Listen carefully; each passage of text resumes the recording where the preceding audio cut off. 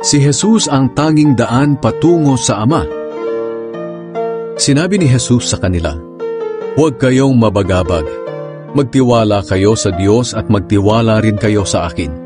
Sa tahanan ng aking Ama ay maraming silid. Pupunta ako roon para ipaghanda kayo ng lugar. Hindi ko ito sasabihin kung hindi ito totoo. Kapag naroon na ako at naipaghanda na kayo ng lugar, babalik ako at isasama kayo, upang kung nasaan ako, ay naroon din kayo. At alam nyo na ang daan papunta sa pupuntahan ko." Sinabi ni Tomas sa kanya, "Panginoon, hindi po namin alam kung saan kayo pupunta. Paano po namin malalaman ang daan?" Sumagot si Jesus, "Ako ang daan, ang katotohanan, at ang buhay. Walang makakarating sa Ama kung hindi sa pamamagitan ko. Kung kilala nyo ako, kilala nyo na rin ang aking Ama. At ngayon nga ay nakilala at nakita nyo na siya." Sinabi ni Felipe sa kanya, "Panginoon, ipakita nyo po sa amin ang Ama, at sapat na iyon sa amin." Sumagot si Jesus, "Felipe, ang tagal na nating magkasama.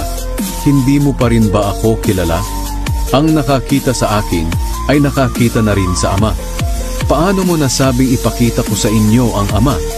Hindi ka ba naniniwala na ako ay nasa Ama at ang Ama ay nasa akin? Ang mga salitang sinasabi ko sa inyo ay hindi nanggaling sa akin, kundi sa Amang nasa akin. Siya ang gumagawa ng mga bagay na ginagawa ko. Maniwala kayo na ako ay nasa Ama at ang Ama ay nasa akin. Kung ayaw ninyong maniwala sa sinasabi kong ito, maniwala man lang kayo dahil sa mga ginawa ko. Sinasabi ko sa inyo ang totoo. Ang sumasampalataya sa akin ay makakagawa rin ng mga ginagawa ko. At higit pa rito ang magagawa niya dahil pupunta na ako sa Ama. At anuman ang hilingin niyo sa aking pangalan ay gagawin ko upang maparangalan ng Ama sa pamamagitan ko na kanyang anak.